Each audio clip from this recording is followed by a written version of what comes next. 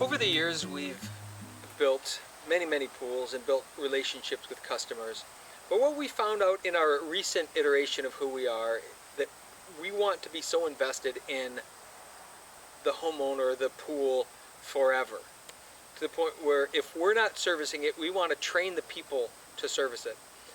And it reminds me oftentimes, driving around, I'll see all of these pools that I've built over the years and either lost contact with the customers or they've moved. In an awful lot of cases, people are transient and they were moved, especially over the last 20 years. That's been really popular. So we lose contact with the pool, lose contact with the people. But the people that we keep in touch with, we've had this steady, solid core of customers for all of the last 30 years, probably 25 to 30 years. We know their pools intimately because we've been invested in them for so long. But for us to explain to them what we do today is pretty difficult. I have a builder now that wants me to build a pool for one of his customers. And it's different now, and it's hard to explain why we're different and why I don't want to do that work anymore. Especially to someone that you've done work with before, you've built successfully with before. But I have that choice to say no now versus an obligation to. And I find myself defending my position more now and saying, no, I just don't want to do that anymore. Let me find you someone else.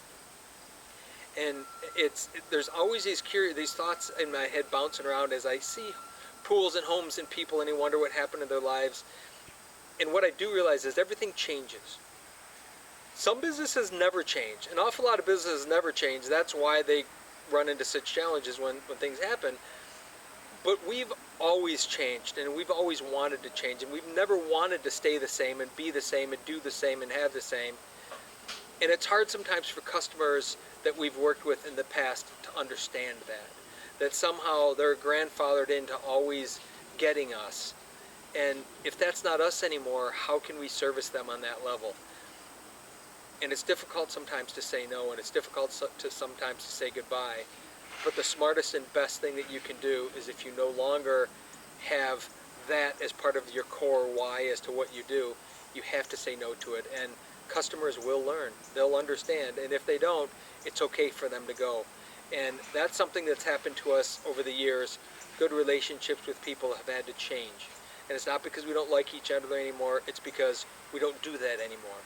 So I would encourage anyone who's finding their certain way in terms of what they really want to do more of that, and just don't sacrifice, and don't sacrifice yourself by doing something you don't want to do. Always stay true to the core of who you are. Even if you've changed from what your customer expects, stay to that core, because it pays off so much better. Just an emotional feeling, less stress, less all of that. And not only that, the more true you are to yourself, the better life feels.